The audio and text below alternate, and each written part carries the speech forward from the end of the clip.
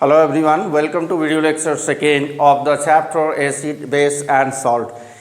इसके पहले वाले वीडियो लेक्चर में हमने देखा कि एसिड्स और बेस किन्हें कहते हैं, उनके कुछ फिजिकल प्रॉपर्टीज़ को देखा, साथ में वैसे सबस्टांस के बारे में जानकारी हासिल किया जो कि किसी सबस्टांस के नेचर को बताते हैं। जैसे कि मान लीजिए हर चीज़ को चखना तो संभव नहीं था कि चख कर देखना, छू कर देखना, दैट कैन बी हार्मफुल। सो हमने कुछ ऐसे सबस्टांस को देखा जो इंडिकेटर कहलाते हैं। वो इंडिकेटर्स क्या कर रहे थे, तो अपने कलर में चेंजेस लाकर या अपने स्मेल में चेंजेस लाकर वो क्या कर रहे थे, नेचर बता रहे थे किसी भी सबस्टांस का कि either the substance is acid और बेस। तो इस वाले वीडियो लेक्चर में हम लोग केमिकल प्रॉपर्टीज देखेंगे एसिड और बेस का। Then let's start and come to the point. हमारा जो आज टॉपिक है वो है केमिकल प्रॉपर्टीज ऑफ एसिड। तो सबसे पहले हम लोग रिएक्शन देखेंगे। रिएक्शन किसका, तो रिएक्शन का मतलब होता है अभिक्रिया। रिएक्शन का मतलब अभिक्रिया, ठीक है, या प्रतिक्रिया। किसके साथ, तो मेटल्स के साथ, यानी धातुओं के साथ। धातुओं के साथ कोई भी एसिड या अम्ल किस प्रकार रिएक्शन करता है। तो यहां पर देखेंगे क्या लिखा हुआ है। इस पॉइंट पर लिखा हुआ है कि डाइल्यूट एसिड। डाइल्यूट क्यों कहा जाता है, देखिए कॉन्सेंट्रेटेड एसिड बहुत कम यूज होता है। कॉन्सेंट्रेटेड का मतलब वो स्ट्रॉन्ग एसिड होगा, ठीक है। हम लोग क्या करेंगे, वीक एसिड यूज करेंगे जो कि डाइल्यूट फॉर्म में होगा, जिसमें वाटर की क्वांटिटी अधिक होगी। आगे हम लोग डाइल्यूशन प्रोसेस को भी पढ़ने वाले हैं कि एसिड को डाइल्यूट कैसे करते हैं।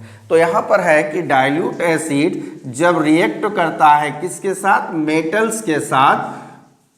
मेटल्स के साथ। अब यहां पर देखिए याद रखेंगे कि सम मेटल्स, यहां पर डाइल्यूट एसिड की रिएक्शन की अगर डायरेक्ट बोल देंगे कि डाइल्यूट एसिड मेटल्स के साथ रिएक्शन करता है, सॉल्ट और हाइड्रोजन गैस बनाता है, लेकिन ऐसी नहीं है। Some metals to form salt. कौन सा सॉल्ट, तो मेटालिक सॉल्ट, जो उस मेटल का सॉल्ट बनाएगा और साथ में हाइड्रोजन गैस रिलीज होगी, ठीक है। अब यहां पर जो हमने कहा कि सम मेटल्स, अब यहां पर इस बात को ध्यान रखेंगे आप कि एसिड सभी मेटल से रिएक्शन नहीं करेगा। क्यों नहीं करेगा, अब हम लोग एसिड्स की बात करेंगे तो हमारे पास है HCl एसिड, हमारे पास है H2SO4 एसिड, हमारे पास है H2CO3 एसिड, हमारे पास है HNO2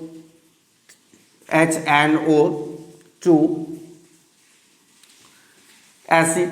तो ये सारे में देखिए हाइड्रोजन हाइड्रोजन हाइड्रोजन, इस हाइड्रोजन को डिस्प्लेस होना होगा। जब तक हाइड्रोजन डिस्प्लेस नहीं होगा तब तक हमारा उस मेटल का सॉल्ट नहीं बनेगा। अब बात हुई कि सारे मेटल्स का क्या लेना देना है। मैं यही तो बताना चाह रहा हूं कि एसिड और मेटल की जो रिएक्शन होती है वो डिस्प्लेसमेंट रिएक्शन होती है। आप आगे देखेंगे एसिड और बेस की जो रिएक्शन होगी वो डिस्प्लेसमेंट रिएक्शन होगी। मतलब जो हाईली रिएक्टिव मेटल होगा वो लेस वाले को डिस्प्लेस कर देगा। तो आप ध्यान रखेंगे कि हाइड्रोजन वाले, हाइड्रोजन, अगर आप रिएक्टिविटी सीरीज को देखेंगे तो रिएक्टिविटी सीरीज में हाइड्रोजन से ऊपर जितने भी मेटल हैं, हाइड्रोजन से ऊपर जितने भी मेटल हैं, हाइड्रोजन के नीचे छोड़ दीजिए, कॉपर, एल्युमिनियम, सिल्वर, ये सब को छोड़ देना है हम लोगों को, ठीक है, क्योंकि वो हाइड्रोजन से नीचे। हाइड्रोजन के ऊपर जैसे एल्युमिनियम है, जिंक है ना, सोडियम है, तो ये सब मेटल क्या करेगा, एसिड के साथ रिएक्शन करेगा, क्योंकि वो हाईली रिएक्टिव है, हाइड्रोजन से अधिक रिएक्टिव है। इस चीज़ को याद रखेंगे, इसलिए मैंने यहाँ सम का प्रयोग किया कि सारे मेटल रिएक्ट नहीं करेंगे। अब बात हो रही है कि हमारा डाइल्यूट एसिड मतलब कोई भी मेटल है, कोई मेटल जो हाइड्रोजन से रिएक्टिविटी सीरीज में हाइड्रोजन से ऊपर होगा, वैसे मेटल, वो मेटल डाइल्यूट एसिड से रिएक्शन करता है, सॉल्ट बनाएगा और हाइड्रोजन गैस रिलीज करेगा। चलिए एक एग्जाम्पल हम लोग देखते हैं। जैसे हमने एक मेटल ले लिया जिंक, सॉलिड फॉर्म में, जिंक के ग्रेनुअल्स, जिंक के छोटे छोटे टुकड़े कर लेंगे पार्टिकल्स के रूप में, उनको ले लिया। साथ में हमने क्या किया, डाइल्यूट एसिड कोई ले लेते हैं हम लोग, जैसे HCl एक्वेस फॉर्म में। एक्वेस फॉर्म में इसलिए आप लोगों को लिखनी है, मैंने पहले ही बताया था पिछले वाले लेक्चर में कि एसिड हो या बेस हो, अपनी प्रॉपर्टी को तभी वो शो ऑफ करेगा जब उसके पास पानी होगा। वाटर के प्रेजेंस में ही वो एसिड या बेस को शो करेगा। तो हमारे पास क्या है, डाइल्यूट HCl है। अब ये डाइल्यूट HCl है एक्वेस फॉर्म में। अब ये क्या करेगा, देखिए ये जिंक जो है, जिंक इस हाइड्रोजन से, इस एसिड में हाइड्रोजन है ना, इस हाइड्रोजन से अधिक रिएक्टिव है। जिंक इस हाइड्रोजन से अधिक रिएक्टिव है, तो जिंक क्या करेगा, H को डिस्प्लेस करेगा। जिंक H को डिस्प्लेस करेगा क्योंकि जिंक इज हाईली रिएक्टिव है। किसके कंपैरिजन में, हाइड्रोजन से अधिक रिएक्टिव है। अब ये हाइड्रोजन बेचारा अलग थलग पड़ गया, ये गैस के रूप में ऊपर चला जाएगा, है ना। अपवर्ड एरो से गैस को दिखाते हैं या गैस लिख सकते हैं।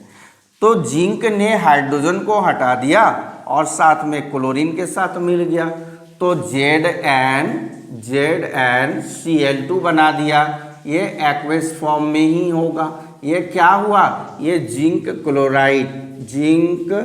क्लोराइड हो गया। जिंक क्लोराइड क्या है, ये एक सॉल्ट है, एक सॉल्ट है, जिंक का सॉल्ट है जिंक क्लोराइड।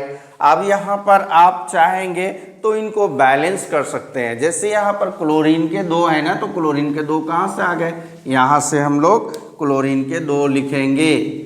यहाँ पर क्लोरीन के 2 लिखेंगे तो हाइड्रोजन 2 हो गए। तो हाइड्रोजन यहाँ देखिए 2 है, और Cl2 क्लोरीन के 2 है ना, Cl2 जिंक तो एक ही था, बैलेंस हो गया। कहीं कहीं मैं बैलेंस आप लोगों को करने दूंगा, छोड़ दूंगा उस जगह पर। चलिए एक एग्जाम्पल हमारे सामने हो गया। दूसरा एग्जाम्पल हम लोग कोई और देख लें, कोई भी ले लीजिए। जैसे मैग्नीशियम को हम लोग ले लेते हैं।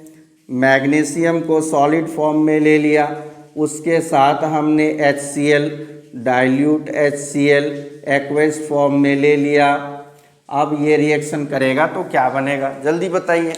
मैग्नीशियम, चूंकि मैंने कहा था कि मैग्नीशियम जो है वो हाइड्रोजन से ज़्यादा रिएक्टिव है, तो मैग्नीशियम क्या करेगा, हाइड्रोजन को डिस्प्लेस करेगा।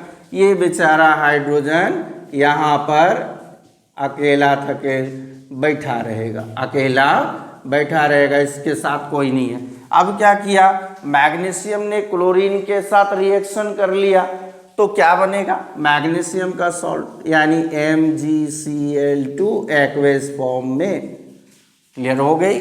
मैग्नीशियम ने डाइल्यूट HCl से रिएक्शन किया, मैग्नीशियम क्लोराइड हाइड्रोजन गैस बनाया। अगर यहाँ पर भी आपको बैलेंस की ज़रूरत है तो बैलेंस करेंगे। देखिए क्लोरीन 2 है, यहाँ 1 ही है, तो 2 दे दिया हमने। ठीक है, एक और एग्जाम्पल हम लोग लिख लें, एक और एग्जाम्पल लिख लेते हैं कोई भी मेटल का। जैसे Fe को ले लिया हमने, Fe सॉरी, यहाँ हमने Fe को ले लिया सॉलिड फॉर्म में। Fe आयरन है ना, साथ में हमने डाइल्यूट H2SO4 अबर सल्फ्यूरिक एसिड को ले लिया, जो कि एक्वेस फॉर्म में। ठीक है, H2SO4। अब देखिए जो Fe है वो भी हाइड्रोजन से ऊपर है, मतलब हाइड्रोजन से अधिक रिएक्टिव है।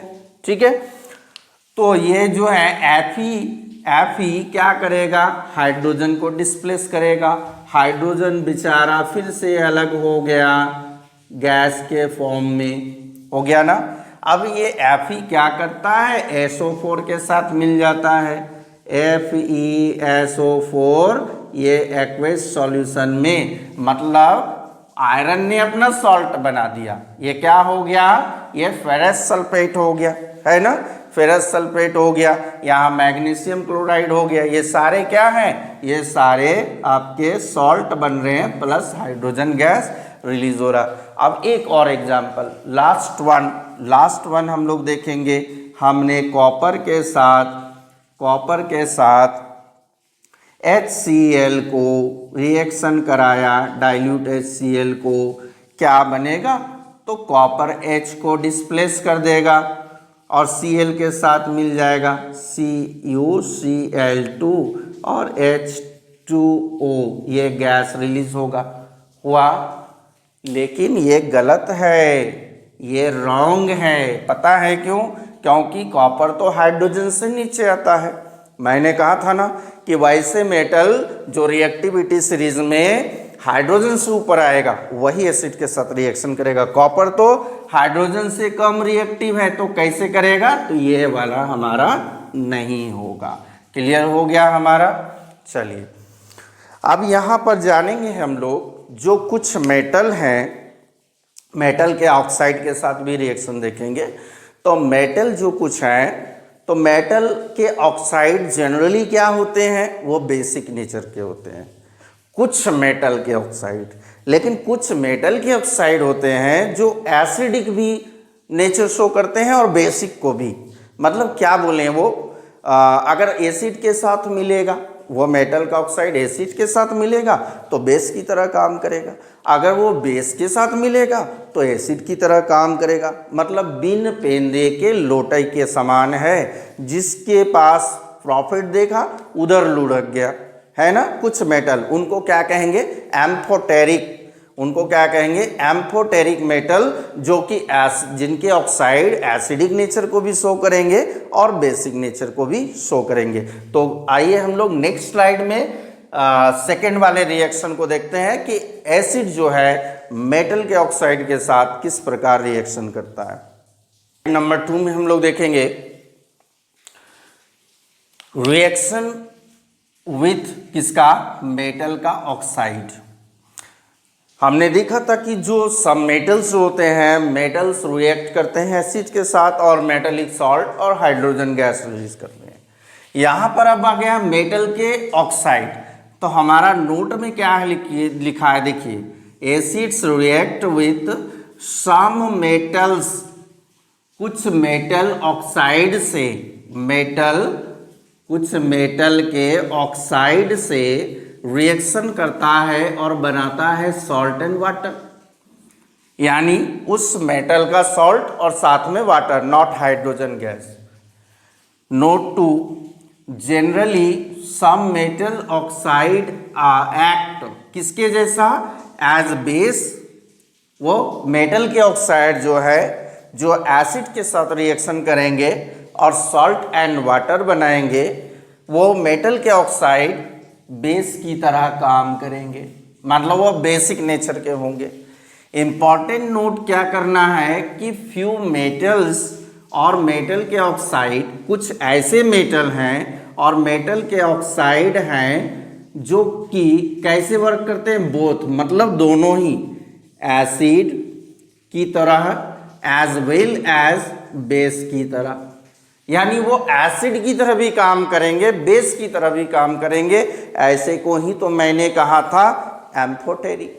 एम्फोटेरिक वैसे मेटल होते हैं जो जिधर फायदा देखेगा उधर वो चला जाएगा। ठीक है। यदि एक व्यक्ति, जैसे मान लीजिए अगर हमने कॉपर का ऑक्साइड को लिया, तो अगर वो एसिड देखेगा तो वो बेस की तरह काम करेगा, अगर वो बेस देखेगा तो एसिड की तरह काम करने लगेगा। समझ में आया? ये दोनों के साथ काम करने लगता है। चलिए हम लोग देखते हैं क्या है हमारा मेटल ऑक्साइड के साथ एसिड का रिएक्शन। तो ये हमारा सेकेंड हो गया। मेटल ऑक्साइड प्लस एसिड बनाएगा क्या? Salt plus water. Salt plus water. आइए एक एग्जाम्पल लेकर इसको हम लोग क्लियर करते हैं। जैसे हमने कॉपर का ऑक्साइड ले लिया। सर आपने तो कहा था कि कॉपर रिएक्शन नहीं करेगा। कॉपर रिएक्शन नहीं करेगा, कॉपर का ऑक्साइड है, कॉपर का ऑक्साइड है ये, ठीक है। कॉपर का ऑक्साइड यदि हमने सॉलिड फॉर्म में ले लिया, साथ में हमने कोई भी एसिड जो कि डाइल्यूट होगा, HCl एक्वेस फॉर्म में ले लिया। एक्वेस क्योंकि वो basic nature, acidic nature aqueous form में ही दिखाता है, ठीक है। या किस फॉर्म में, हमेशा डाइल्यूट शब्द का यूज करेंगे, HCl। कॉपर क्या करेगा, कॉपर क्या करेगा, वो हाइड्रोजन को डिस्प्लेस करेगा। क्या हाइड्रोजन अलग हो जाएगा? नहीं। यहाँ पर देखिए मेटल और एसिड के बीच में जो रिएक्शन हो रही थी वो थी डिस्प्लेसमेंट रिएक्शन, मतलब वहाँ जो हायर रिएक्टिव मेटल था वो लेस वाले को डिस्प्लेस कर दिया, वो अलग थलग हो गया। लेकिन यहाँ पर क्या होगा, यहाँ पर आयंस चेंज करेंगे, आपस में चेंज करेंगे। क्या बोलते हैं उसको? एक्सचेंज कर लेना, अदला बदली कर लेना। ठीक है, तो कॉपर क्या करेगा, अब कॉपर Cl के साथ, इस Cl के साथ है ना, यहाँ पर कॉपर क्या करेगा, Cl के साथ रिएक्शन कर लेगा। वहीं ऑक्सीजन जो है हाइड्रोजन के साथ कर लेगा। आप अनायन कटायन की बात जानते ही है, तो कॉपर हो गया अनायन और ऑक्सीजन क्या हो गया, कटायन। यहाँ पर हाइड्रोजन क्या हो गया, अनायन, और क्लोरीन क्या हो गया, कटायन। तो अनायन कटायन के साथ मिलेगा, अनायन मतलब पॉजिटिव आयन नेगेटिव आयन को अट्रैक्ट कर लेगा, अपने में मिला लेगा। तो क्या बन जाएगा, बन जाएगा CuCl2, ये एक्वेस फॉर्म में है ना, कॉपर क्लोराइड। ये जो है एक्वेस फॉर्म में या सॉलिड फॉर्म में भी आप यहाँ पर लिख सकते हैं। ठीक है, चलिए दूसरा हमारा, ऑक्सीजन ने हाइड्रोजन के साथ मेल किया और H2O बना दिया, ये क्या हो गया, लिक्विड। भाई ऐसा कब होता है कि हमारा सॉल्ट और वाटर बने? तो एसिड और बेस के बीच में जब रिएक्शन होता है, एसिड और बेस के बीच के रिएक्शन को क्या कहते हैं, न्यूट्रलाइजेशन रिएक्शन। न्यूट्रलाइजेशन रिएक्शन यानी उदासीनीकरण अभिक्रिया। ठीक है, तो यहाँ पर ये क्या बना, कॉपर क्लोराइड, ये बन गया सॉल्ट और प्लस वाटर यहाँ पर है, सॉल्ट एंड वाटर है।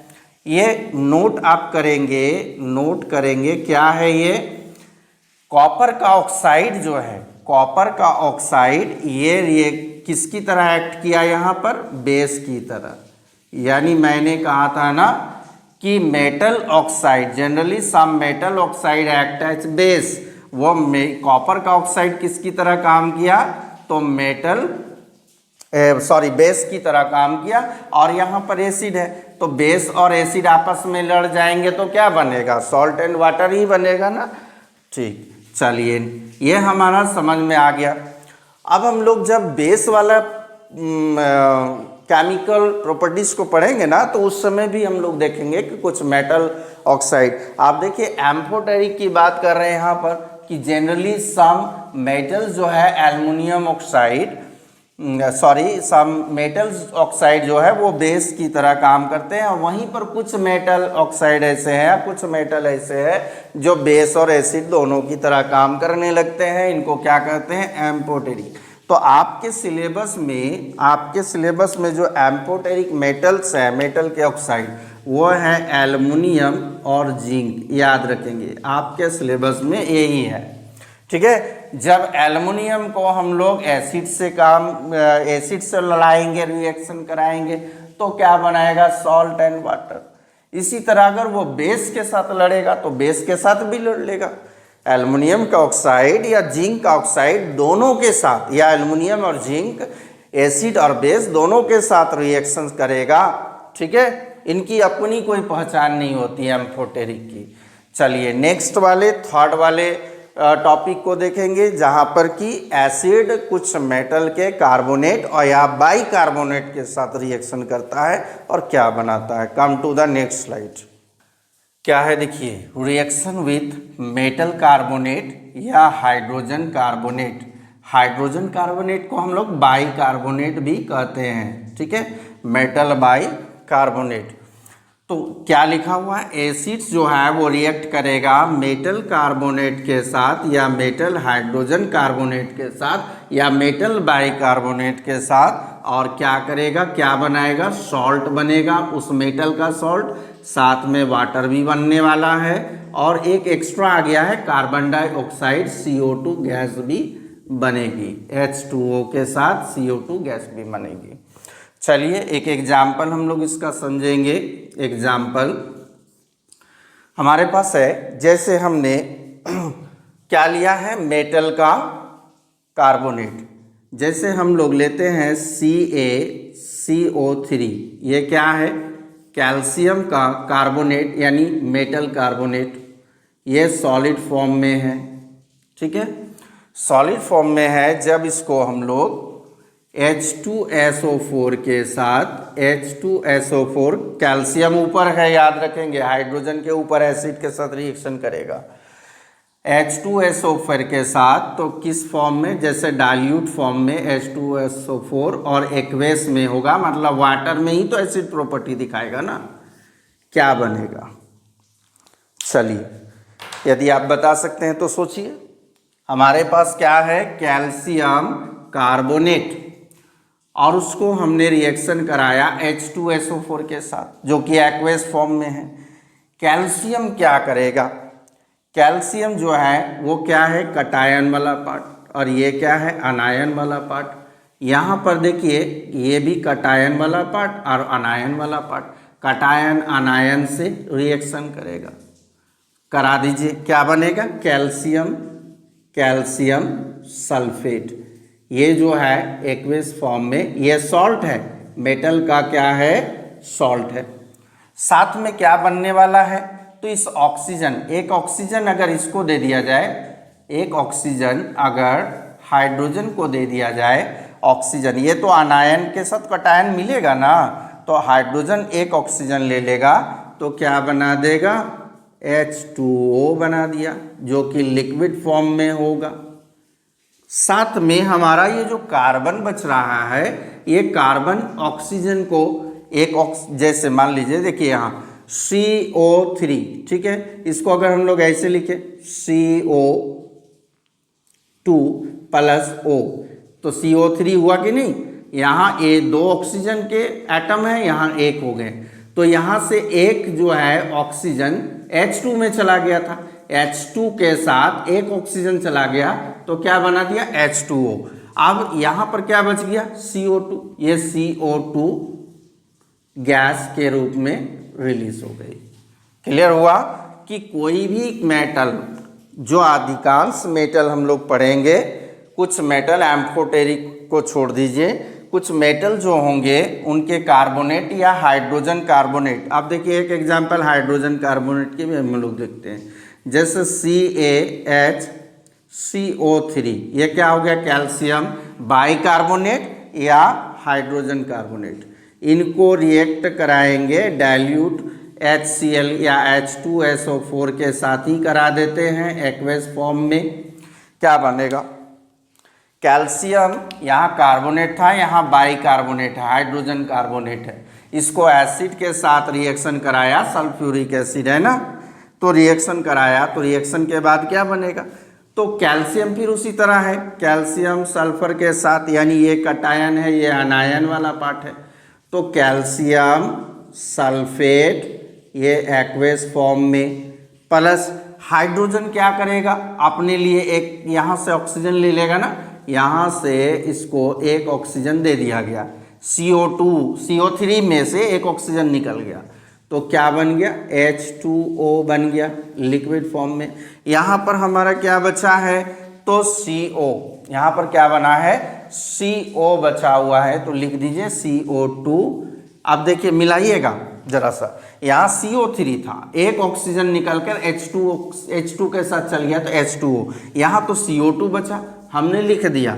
ये हाइड्रोजन कहाँ गया, ये हाइड्रोजन कहाँ जाएगा, यहाँ तो कितने हाइड्रोजन है, यहाँ एक है ना, और यहाँ दो, तीन है, और वहाँ पर देखिए दो ही है, तो हम लोग क्या करेंगे, वहाँ पर, यहाँ पर इसके दो मॉलिक्यूल दिखा देंगे, उसके बाद बैलेंस करते रहिए आप, बैलेंस जहाँ जहाँ करना है आप कर सकते हैं, ठीक है।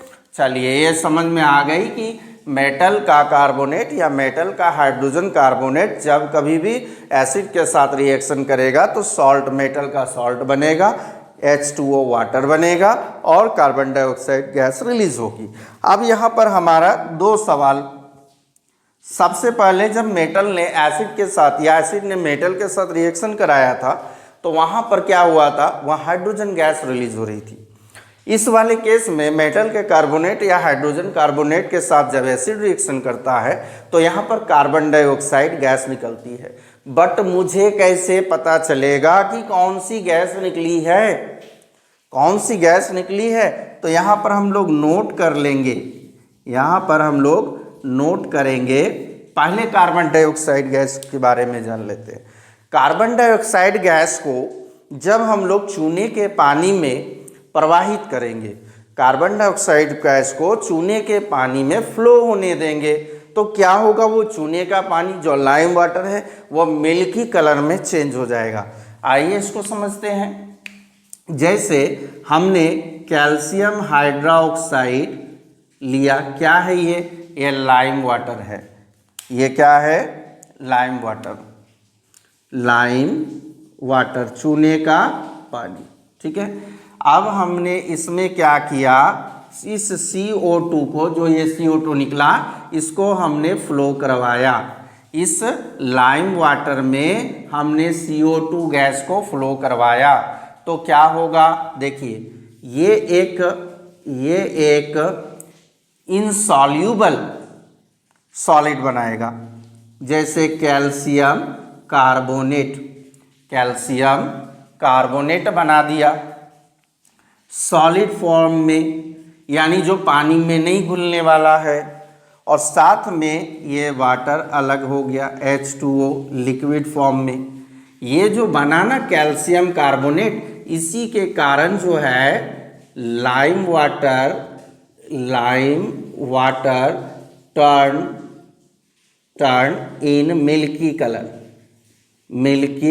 कलर में चेंज हो जाएगा, ठीक है, कैल्शियम कार्बोनेट के फॉर्मेशन के कारण। और एक चीज, यदि हमने यहाँ कैल्शियम कार्बोनेट तो बन चुका है ना, यदि और भी अधिक कार्बन डाइऑक्साइड फ्लो कराएंगे, एक्सेस ऑफ कार्बन डाइऑक्साइड जब फ्लो कराएंगे उस लाइम वाटर में, तो क्या होगा ना, फिर से वो पानी जो मिल्की कलर हो चुका था वो कलरलेस हो जाएगा, उसका कोई कलर नहीं रहेगा। इस चीज़ में हम लोग एक चीज़ याद कीजिए, जब भी हम लोग चूने से, जो लाइम से, यानी लाइम वाटर से ही तो दीवारों को पुताई करते हैं, लाइम वाटर से जब वाइट वॉशिंग करते हैं तो वाइट वॉशिंग करने के 2 या 3 दिन के बाद आपके वॉल्स में एक शाइनी सरफेस, जो ब्राइटनेस है वो आता है, वो मिल्की कलर क्यों हुआ भाई वहाँ? क्योंकि जब हमने इससे दीवार को पुताई किया तो हमारे एटमॉस्फेयर से कार्बन डाइऑक्साइड मिल गया, ठीक है, एटमॉस्फेयर में कार्बन डाइऑक्साइड है ना, वहाँ से मिल गया, उसके साथ रिएक्शन कर लिया, तो करने के बाद क्या बन गया, कैल्शियम कार्बोनेट। इसी के कारण हमारे दीवारों में शाइनी सरफेस आता है। क्लियर हो गई? चलिए, दूसरा हमारा टॉपिक था कि हाइड्रोजन गैस को कैसे हम लोग पहचानेंगे कि वो हाइड्रोजन गैस रिलीज हुआ था जब एसिड मेटल के साथ रिएक्शन किया। तो यहाँ पर समझेंगे, देखिए हमने लिखा था कि मेटल्स जो है उसके साथ एसिड रिएक्शन करेगा, तो एसिड रिएक्शन करने के बाद सॉल्ट बनेगा प्लस H2 गैस बनेगा। अब H2 गैस को क्या किया जाए, देखिए H2 गैस, ठीक है, तो जब हम लोग जलती हुई, जब ये चीज़ याद रखेंगे कि H2 गैस जो है ना वो कंबसन में सपोर्ट नहीं करता, जैसा ऑक्सीजन के बिना जलेगा नहीं। ऑक्सीजन क्या है, सपोर्टर है कंबसन का, जलने में मदद करता है, कार्बन डाइऑक्साइड बुझाने में मदद करता है, ये आप लोगों को पता है। लेकिन ये सपोर्टर नहीं है, ये खुद एक कंबस्टिबल सबस्टांस है। इसको फ्यूल के रूप में रॉकेट्स में यूज़ किया जाता है। रॉकेट में जैसे पेट्रोल डीजल नहीं ना हो रहा है वहाँ पर H2 का यूज़ हो रहा है, हाइड्रोजन गैस का यूज़ हो रहा है, क्योंकि ये हल्का भी होता है। आपने बैलून में भरे हुए देखे होंगे, जो बैलून उड़ते हैं, मतलब वो क्या है, गैसेस और भी गैसों से हल्की होती है, जिसके कारण वो अपवर्ड डायरेक्शन में जाता है। अब इसको चेक कैसे करेंगे, एक माचिस की तीली को जब जलाकर लाएंगे तो क्या होगा, ये बर्न होगा, ये जलेगा, ठीक है, it Burns it Burns with pop sound, pop करेगा, पॉप साउंड, हिसिंग साउंड भी आएगा, pop sound when A match stick brought near it. ठीक है, यह बबल्स के रूप में निकलेगा। दूसरी चीज है क्या कि यदि आपने मान लीजिए वॉशिंग सोडा का सॉल्यूशन तैयार किया, उस वॉशिंग सोडा में जब इस हाइड्रोजन गैस को फ्लो करेंगे ना, तो वहाँ वॉशिंग सोडा के बड़े बड़े बबल्स बनेंगे। बबल्स के रूप में जब निकलेंगे तो समझ जाएंगे हम लोग ये हाइड्रोजन गैस हो गया। चलिए नेक्स्ट स्लाइड में हम लोग नेक्स्ट पॉइंट को देखें। अब हमारे पास चौथा रिएक्शन किसके साथ है, तो एसिड का बेस के साथ। हमने तो पढ़ लिया था भैया, वहाँ पर हमने क्या पढ़ा था कि जो मेटल के ऑक्साइड होंगे वो बेसिक नेचर को शो करेंगे, बेस नहीं लाया था। मेटल के ऑक्साइड बेसिक नेचर को शो करेंगे और एसिड के साथ रिएक्शन करेगा तो सॉल्ट एंड वाटर बनेगा। यहाँ पर ओरिजिनली में जो है वो बेस है, ठीक है। और कौन से बेस, जो वाटर सॉल्युबल, मतलब अल्कलीज की बात कर रहे हैं, क्योंकि all bases are not soluble in water. तो जो बेस सॉल्युबल होगा उन्हीं के साथ, क्योंकि तभी तो वो बेसिक नेचर को शो करेगा। यहाँ देखिए reaction with bases, acids react with bases to form, क्या करता है, सॉल्ट बनाएगा और साथ में वाटर बनाएगा। The reaction of acid with basis, acid और बेस जब आपस में लड़ते हैं तो उस रिएक्शन को न्यूट्रलाइजेशन रिएक्शन करते हैं। क्यों? क्योंकि जो एसिडिक नेचर होगा उसको बेसिक वाला खत्म करेगा, बेसिक नेचर होगा उसको एसिडिक वाला खत्म करेगा। एसिडिटी होती है ना, तो हम लोग क्या लेते हैं, इनो लेते हैं, मिल्क ऑफ मैग्नीशिया लेते हैं या एंटासिड की गोलियां लेते हैं, तो वो क्या है, बेसिस है, हमारे एसिडिटी के साथ रिएक्शन करता है, एसिड के साथ रिएक्शन करता है, न्यूट्रलाइज करता है, और करने से क्या बनता है, हमारे स्टोमक में भी सॉल्ट एंड वाटर बनता है। चलिए यहाँ पर समझेंगे, एसिड बेसिस के साथ रिएक्शन करता है तो रिएक्शन करने से सॉल्ट एंड वाटर दोनों ही एक्वस फॉर्म में होना चाहिए। यहाँ पर आप अल्कली भी लिख सकते हैं, अल्कली, ठीक है। अल्कली, कौन सी कली, अल्कली, जो बेसिस पानी में घुलेगा। कुछ एग्जाम्पल्स हम लोग देखें इसके, जैसे हमने कोई एक एसिड लिया HCl, एग्जाम्पल HCl क्या है भाई, एक्वेस फॉर्म में, HCl एक्वेस फॉर्म में, साथ में हमने एक NaOH सोडियम हाइड्रोक्साइड, ये क्या है, ये एसिड है, ये एसिड है, ये क्या है, ये बेस है। इन दोनों के बीच में रिएक्शन होती है। देखिए अब यहाँ पर रिएक्शन को समझेंगे। H जो है, देखिए एसिड में जो H है वो H प्लस है, पॉजिटिव है, और यहाँ NaOH में क्या है, ये माइनस में है, ध्यान रखेंगे। यानी कटायन अनायन, कटायन अनायन मिला हुआ है, तो कटायन अनायन, ये जो हाइड्रोजन है वो कटायन और क्लोरीन अनायन। क्यों? क्लोरीन इलेक्ट्रॉन लेने वाला है, उसको चाहिए, जो लेने वाला होता है वो क्या होता है, अनायन। यहाँ पर भी आपका कटायन, ये अनायन। तो H प्लस जो है वो OH के साथ रिएक्शन करेगा, क्या बना देगा, H2O, पानी बना दिया लिक्विड फॉर्म में, बहुत अच्छी बात है। अब हमारा जो क्लोरीन है वो रिएक्शन, क्लोरीन अनायन है ना, क्लोरीन सोडियम के साथ, जो कि कटायन है, कटायन के साथ रिएक्शन करता है, तो हम लोग क्या लिखेंगे, क्लोरीन ClNa।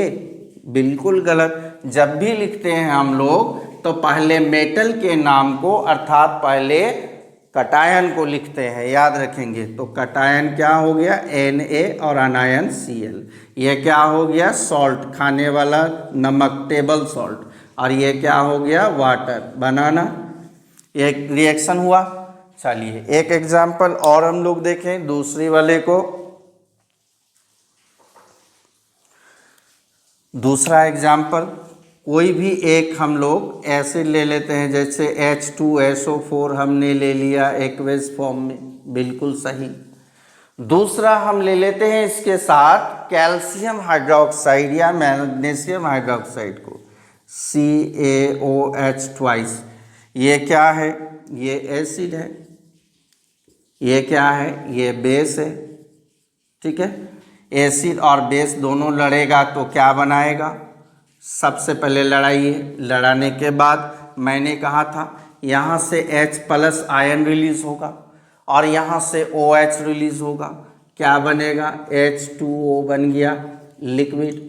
और साथ में क्या होगा? ये सल्फेट है, ये क्लोरीन के साथ कैल्शियम के साथ मिल जाएगा तो CaSO4 यानी कैल्शियम सल्फेट। ये क्या बना? ये सॉल्ट बना और ये क्या बना? वाटर। बैलेंस आप लोग कर लेंगे, अगर समर्थ है तो बैलेंस कर लेंगे। मिलाना है कैल्शियम कितना, हाइड्रोजन कितना है, लेफ्ट राइट मिला लेंगे। हमने पहले वाले चैप्टर में पढ़ा था। ठीक है, क्लियर हो गई। चलिए एक आध एग्जाम्पल और देख लें तो कंसेप्ट क्लियर हमारा। अब हमारा नेक्स्ट ले लेते हैं हम लोग एसिटिक एसिड को, CH3COOH एक्वेस सॉल्यूशन ले लिया, बिल्कुल ले लिया। अब इसके साथ हम लोग कैल्शियम हाइड्रोक्साइड नहीं, मैग्नीशियम हाइड्रोक्साइड लेते हैं। मैग्नीशियम हाइड्रोक्साइड ले लेते हैं, ये भी रिएक्शन करेगा, सॉल्ट एंड वाटर बनाएगा। तो सॉल्ट जो बनेगा किसका? मैग्नीशियम का, तो मैग्नीशियम एसीटेट बनेगा। मैग्नीशियम एसीटेट CH3COO हो गया, प्लस क्या हो जाएगा? H2O बन जाएगा। क्लियर हो गई, कंसेप्ट क्लियर हो गया हमारा। ये केमिकल प्रॉपर्टीज ऑफ एसिड समाप्त हुआ। अब हम लोग केमिकल प्रॉपर्टीज ऑफ बेसिस को नेक्स्ट स्लाइड में देखते हैं। तो केमिकल प्रॉपर्टीज यानी रासायनिक, केमिकल प्रॉपर्टीज मैंने रासायनिक गुण पढ़ना है। किसका रासायनिक गुण पढ़ना है? क्षार का रासायनिक गुण। किसके बारे में? क्षार के बारे में, क्षार या भस्म। ठीक है, चलिए पहला हमारा जो रिएक्शन है वो किसके साथ है? With metal. वाह, एसिड ने भी मेटल के साथ रिएक्शन किया, बेस भी रिएक्शन करने जा रहा है मेटल के साथ। तो देखिए कोई मेटल जो लिया गया है उसको बेस के साथ रिएक्शन किया और मेटल का सॉल्ट और हाइड्रोजन गैस, सेम केस था। एसिड वाले में सेम केस था कि मेटल को एसिड से रिएक्शन कराया तो मेटल का सॉल्ट हाइड्रोजन, और यहाँ पर मेटल को बेस से रिएक्शन कराया तो वही चीज़ बन रहा है यहाँ पर। मतलब ये जो मेटल होंगे ना वो एम्फोटेरिक होंगे। मैंने बताया था ना कुछ मेटल जो है वो बेस के साथ भी रिएक्शन कर लेगा, एसिड मिलेगा तो एसिड के साथ भी रिएक्शन करेगा, और जो काम वो कर रहा था बनाने का वही काम करेगा वो, इसलिए वो उसको क्या कहेंगे हम लोग? एम्फोटेरिक। तो एम्फोटेरिक में हमारा एक एग्जाम्पल आता है ना, जिंक। क्या आता है? जिंक। सॉलिड फॉर्म में हमने ले लिया इसको, NaOH एक्वेस सॉल्यूशन में मिलाया। मिलाने के बाद क्या बनेगा? तो जिंक का क्या बनेगा? देखिए तो अगर हमने सोडियम हाइड्रोक्साइड के साथ इनका रिएक्शन कराया तो क्या बनेगा? सोडियम जिंकेट, Na2 जिंकेट क्या होगा? ZnO2। ये हमारा बनेगा सोडियम जिंकेट एक्वेस फॉर्म में, प्लस H2 गैस रिलीज हो जाएगा पहले की तरह। ये है आपका सोडियम जिंकेट। ठीक है, ये सॉल्ट है, बना कि नहीं? जिंक ने, ये क्या था? ये बेस था, ये एक बेस है, और ये क्या है? Amphoteric metal. यहाँ पर लिख लेंगे एम्फो, मेटल ही है बट एम्फोटेरिक इसलिए कि दोनों की तरह काम कर रहा है, एम्फोटेरिक मेटल। ठीक है, एक और हमारे पास एम्फोटेरिक है, एल्युमिनियम के साथ भी उसी तरह रिएक्शन ये करेगा। क्लियर हो गई? चलिए हम लोग नेक्स्ट वाले में याद रखेंगे इस पॉइंट को। नेक्स्ट स्लाइड में हम लोग देखेंगे कि बेसिस जो है वो नॉन मेटल के ऑक्साइड के साथ रिएक्शन करता है तो क्या बनाता है। तो reaction with non metal. Basis जो है नॉन मेटल के ऑक्साइड के साथ कैसे रिएक्शन करता है। तो आपको याद रखना होगा सबसे पहले कि कुछ बेसिस जो वाटर सॉल्यूबल होता है, कुछ बेसिस वाटर सॉल्यूबल होता है, उन्हीं के साथ रिएक्शन करानी है। साथ में नॉन मेटल के ऑक्साइड जैसे हमारा कार्बन डाइऑक्साइड, जैसे हमारा सल्फर डाइऑक्साइड, जैसे अमोनिया या नाइट्रोजन ऑक्साइड, है ना। तो ये सब जो है, ये सब किस नेचर को शो करेंगे, एसिडिक नेचर को शो करेंगे। बाकी न्यूट्रल नेचर को, एसिडिक नेचर को शो करेंगे। तो इन्हीं के साथ रिएक्शन कराते हैं हम लोग। जैसे हमारा नॉन मेटल ऑक्साइड के साथ बेसिस का रिएक्शन कराएंगे तो सॉल्ट एंड वाटर बनेगा। आप याद करेंगे इसको न्यूट्रलाइजेशन रिएक्शन ही कहते हैं, क्योंकि यहाँ पर एसिड और बेस के बीच में रिएक्शन हो रही है। तो नॉन मेटल के ऑक्साइड जो हो गए वो क्या शो करेगा, एसिडिक नेचर को शो करेगा, एसिडिक नेचर को, यानी अम्लीय प्रवृत्ति को दिखाएगा, अम्लीय प्रवृत्ति को दिखाएगा। कुछ एग्जाम्पल अगर हम लोग लेते हैं नॉन मेटल के ऑक्साइड को, तो वहाँ पर हम लोग को क्लियर समझ में आ जाएगी, है ना। जैसे अगर हमने कार्बन डाइऑक्साइड को ले लिया, कार्बन डाइऑक्साइड क्या है, गैस के फॉर्म में, है ना, और हमने इसके साथ कैल्शियम हाइड्रोक्साइड को ले लिया। ये क्या है, कार्बन डाइऑक्साइड गैस के फॉर्म में है, बट ये क्या किस तरह काम करेगा, एसिड की तरह। प्लस ये कैल्शियम हाइड्रोक्साइड क्या है, ये बेस है, ये बेस की तरह। दोनों आपस में लड़ गए, रिएक्शन किया, दोनों आपस में रिएक्शन किया तो क्या करेगा, क्या बनाएगा, ये कैल्शियम और कार्बन मिलकर सबसे पहले कैल्शियम कार्बोनेट बना देगा। ये क्या है, एक सॉल्ट है, ये क्या है, मेटल का सॉल्ट है। साथ में H2O बन जाएगा लिक्विड फॉर्म में। क्लियर हो गई। ये हमारा carbon dioxide non metal, carbon non metal है ना, तो कार्बन का ऑक्साइड, नॉन मेटल का ऑक्साइड, ये कैल्शियम हाइड्रोक्साइड मतलब बेस के साथ रिएक्शन करता है, रिएक्शन करके कैल्शियम कार्बोनेट बनाता है जो कि कैल्शियम का सॉल्ट है, और साथ में H2O gas, H2O liquid form में बनाता है। एक एग्जाम्पल और हम लोग देख लेते हैं, जैसे सल्फर डाइऑक्साइड को, सल्फर डाइऑक्साइड को, ये तो गैस फॉर्म में है ना, हम लोग रिएक्शन कराते हैं किसके साथ, NaOH के साथ रिएक्शन कराते हैं। AQ बैलेंस कर लेंगे जहाँ ज़रूरत होगा। अब ये सल्फर डाइऑक्साइड ये क्या है, ये नॉन मेटल का ऑक्साइड है, क्योंकि सल्फर नॉन मेटल है। तो नॉन मेटल का ऑक्साइड किस तरह काम कर रहा है, एसिड की तरह काम कर रहा है। ये क्या है, ये बेस है, ये बेस है, तो एसिड और बेस दोनों आपस में लड़ गया, क्या बनेगा, तो सबसे पहले तो H2O बनाए के ही छोड़ेगा लिक्विड फॉर्म में, और साथ में इस नॉन मेटल का सॉल्ट बनेगा। नॉन मेटल का सॉल्ट हम लोग क्या लिखेंगे, तो सोडियम के साथ, यानी Na2SO4, Na2SO4। ये क्या है, ये सोडियम सल्फेट, सोडियम सल्फेट, ठीक है, ये सॉल्ट है, ये सॉल्ट है। यानी हमारा नॉन मेटल का ऑक्साइड बेस के साथ रिएक्शन करता है, सॉल्ट बनाता है, वाटर बनाता है, और इन दोनों रिएक्शन को हम लोग क्या कहते हैं, न्यूट्रलाइजेशन, न्यूट्रलाइजेशन रिएक्शन। क्लियर हो गई। चलिए बेसिस वाला भी हमारा टॉपिक क्लियर हो गया। याद रखेंगे सब बेसिस नहीं, वाटर सॉल्युबल वैसे बेसिस सॉलिड फॉर्म में नहीं, एक्वस फॉर्म में जो हो, जो वाटर में सॉल्युबल हो, उनके साथ रिएक्शन कराना है, क्योंकि एक्वस होगा तभी वो प्रॉपर्टी को शो करेगा कि वो बेस है। साथ में हमने जो नॉन मेटल के ऑक्साइड लिए वो सारे नॉन मेटल के ऑक्साइड नहीं, अब कुछ नॉन मेटल के ऑक्साइड जो होते हैं वो न्यूट्रल होते हैं, एसिडिक लेकिन न्यूट्रल होते हैं, लेकिन वही carbon dioxide, sulphur dioxide, nitrogen oxide ये एसिडिक नेचर को शो करते हैं, तो इन्हीं के साथ बेसिस को रिएक्शन कराना है। तो हमारा chemical property of acid and chemical properties of base दोनों ही टॉपिक क्लियर हुआ। अब हमारा एक टॉपिक एसिड के बारे में हम लोग पहले पढ़ लेते हैं कि हम लोग एसिड को डाइल्यूट कैसे करेंगे। आइए नेक्स्ट स्लाइड में। इस वीडियो लेक्चर के लास्ट स्लाइड में हम लोग देखेंगे कि एसिड्स को डाइल्यूट कैसे किए। डाइल्यूट का मतलब क्या होता है, जैसे आप मिल्क ले रहे हो तो मिल्क की क्वांटिटी बढ़ानी है तो क्या करते हैं हम लोग, उसमें से कुछ प्योर मिल्क निकाल लिया। प्योर मतलब कंसनट्रेटेड, गाढ़ा जो होता है, ठीक है। मिल्क की क्वांटिटी अधिक होना, मिल्क के पार्टिकल अधिक होना, तो हमने क्या किया, थोड़े से मिल्क को बाहर कर लिया और वाटर डाल दिया, मतलब वाटर की क्वांटिटी को बढ़ा दिया, मिल्क की क्वांटिटी को घटा दिया, तो यही होता है डाइल्यूशन।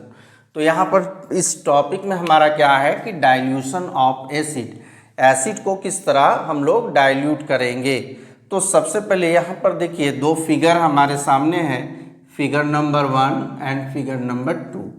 पहले वाले में बोल रहा है कि इस वाले कंटेनर में एसिड है और इसमें वाटर डाला जा रहा है, इसमें कंटेनर में एसिड है, मतलब हम लोगों को क्या करना है, एसिड और वाटर को मिक्स करना है। तो हमारे पास दो ऑप्शन है, पहले वाले कंटेनर में एसिड है और वाटर को डालना है, दूसरे वाले कंटेनर में वाटर है और एसिड को डालना है। तो कौन सा प्रोसेस अपनाएंगे, कौन सा प्रोसेस को अपनाएंगे कि हमारा एसिड डाइल्यूट हो जाए। तो पहले हम लोग यहाँ पर इनके बारे में जो लिखा है वो उनको पढ़ लेते हैं। सबसे पहले यहाँ देखिए कि डेंसिटी ऑफ वाटर जो होता है एसिड से कम होता है, डेंसिटी ऑफ वाटर एसिड से कम होता है, लेस देन एसिड्स। एसिड गाढ़ा होता है और पानी जो है पतला होता है। पानी में जो पार्टिकल्स होते हैं वो दूर दूर फैले होते हैं और एसिड में नज़दीक में होते हैं, इसलिए उसका डेंसिटी अधिक है।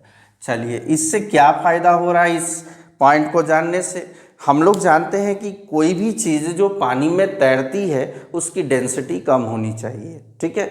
जैसे आपने पानी में कॉटन को फेंक दिया या कागज़ को, पेपर को फेंक दिया, तो पेपर क्या हो रहा है, वो तैर रहा है। सूखी हुई लकड़ी या कॉर्क तैर रहा है, क्यों, क्योंकि उसकी डेंसिटी वाटर से कम होता है। तो यहाँ पर डेंसिटी वाटर का यदि कम है एसिड से, तो स्वाभाविक है कि पानी एसिड के ऊपर रहेगा। जैसे ही हम लोग इस पानी को एसिड में डालेंगे तो ये ऊपर रहने का प्रयास करेगा। यहाँ पर ये पोर्शन हमारा वाटर ही, ये पोर्शन हमारा वाटर रहेगा, क्यों, क्योंकि इसकी डेंसिटी कम है, ये तैरेगा। दूसरा टॉपिक देखिए क्या है, एसिड्स जो है वो डिसोसिएट होता है। आपको पता है H+ आयंस में टूटता है। अगर स्ट्रॉन्ग एसिड है तो बहुत सारे H+ आयंस में टूटेगा, ठीक है। तो यहाँ पर जो है H+ आयन में टूट रहा है, डिसोसिएट हो रहा है, और ये जो डिसोसिएट होने की प्रोसेस है ना, ये हाईली एक्सोथर्मिक होती है। एक्सोथर्मिक का मतलब क्या कहते हैं, वैसे केमिकल रिएक्शन जिसमें हीट जनरेट हो, हीट उत्पन्न हो, ठीक है, उसको हम लोग क्या कहेंगे, एक्सोथर्मिक रिएक्शन होता है। चैप्टर 1 में मैंने बताया था। As a result much heat, बहुत अधिक मात्रा में हीट जो है वो जनरेट हो गया। कब, जब हमने वाटर को एसिड में मिलाया, है ना। एसिड क्या हुआ, डिसोसिएट हो गया, पानी मिलने से डिसोसिएट होता है, H+ आयन रिलीज करने लगता है, और ये रिएक्शन काफ़ी एक्सोथर्मिक होता है जिसमें बहुत ज़्यादा हीट जनरेट होता है। तीसरा पढ़िए, इफ वाटर इज एडेड, पहले वाले टॉपिक के बारे में, यहाँ पर पहला वाला फिगर है ना उसके बारे में।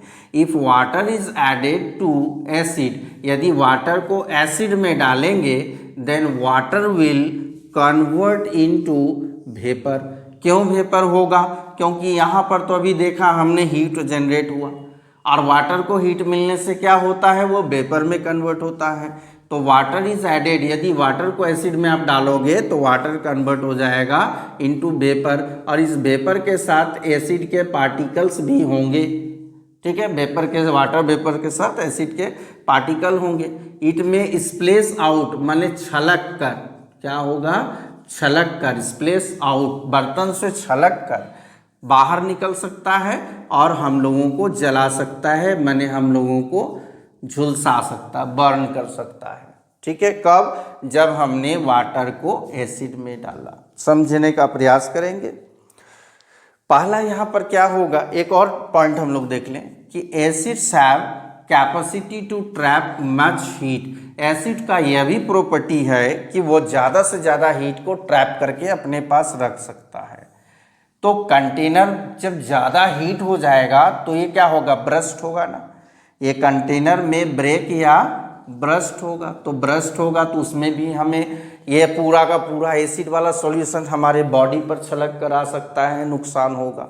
ठीक है, तो यहाँ पर ये समझेंगे कि हमने देखा कि वाटर की जो डेंसिटी है वो एसिड से कम है। जब हमने वाटर को एसिड में डाला तो ये एसिड क्या हुआ, डिसोसिएट हुआ, H+ आयन रिलीज करने लगा और ये जो रिएक्शन है हाईली एक्सोथर्मिक हो गया। हाईली एक्सोथर्मिक हुआ तो इस वाटर को क्या किया, वेपर में कन्वर्ट करते गया। ये वाटर प्रयास करता है कि हम सतह पर रहें, क्यों, क्योंकि डेंसिटी कम है, एसिड के ऊपर रहने का प्रयास करेगा। और ये जो वेपर बना अपने साथ एसिड के कुछ पार्टिकल को ले लेगा और बाहर निकल जाएगा ना, वेपर बना तो बाहर निकल जाएगा छलक कर, हमारे बॉडी के डिफरेंट ऑर्गन में पड़ सकता है, हम लोग बर्न हो सकते हैं।